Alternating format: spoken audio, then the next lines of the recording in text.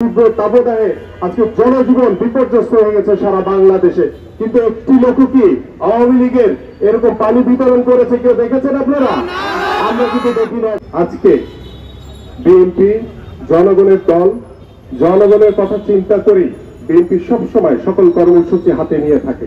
আজকে তীব্র তাপদাহে মানুষ এবং জনজীবন যখন বিপর্যস্ত, আজকে এই ভোটারবিহীন আওয়ামী সরকার যারা দামি নির্বাচন করে ক্ষমতায় বসে আছে, তারা কিন্তু আজকে তীব্র তাপদাহে তারা এসির ভিতরে বসে ঠান্ডা বাতাস খাচ্ছে।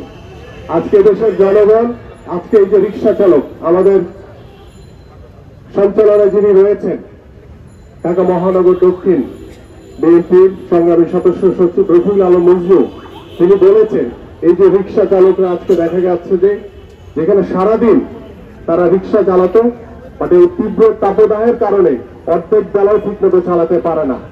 দেখা যাচ্ছে দিন শেষে তাদের ঘরে ঠিক মতো ভাত জোগাতে পারে না। কিন্তু বর্তমান সরকারের, এই আওয়ামী সরকারের, এই দামি নির্বাচনকারী সরকারের এদিকে কিন্তু কোনো খোঁজ খবর নাই। তারা এসি রুমে বসে ঠান্ডা বাতাস খাচ্ছে। আজকে অসহায় সাধারণ মানুষ দ্রব্যমূল্য ঊর্ধ্বগতির কারণে দুর্বিষহ জীবনযাপন করছে।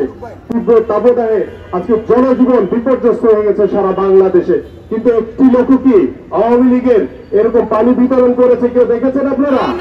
আমরা কিন্তু দেখি না এখন পর্যন্ত।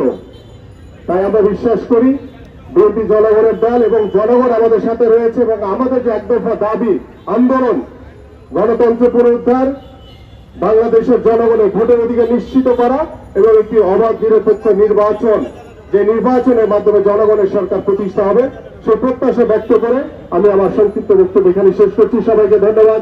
বাংলাদেশ জিন্দাবাদ, বাংলাদেশ জাতীয়তাবাদী দল বিএনপি জিন্দাবাদ হয়ে উঠেছে।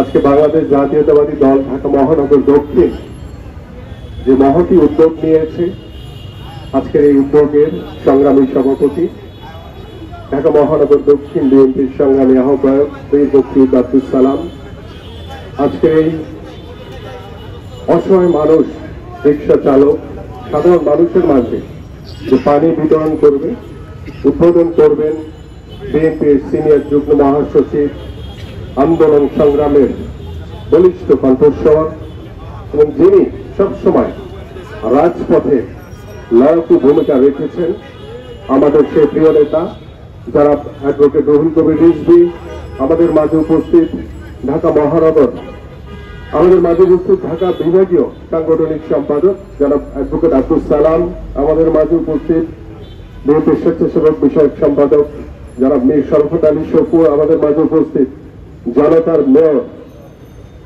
ইঞ্জিনিয়ার ইশাক, এবং আমাদের বিএনপির সহ সম্পাদক সুমন ভাই সহ উপস্থিত আমাদের বিভিন্ন পর্যায়ের নেতৃবৃন্দ, সবাইকে আসসালামু আলাইকুম।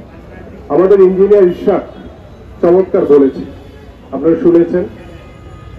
আমরা বিশ্বাস করি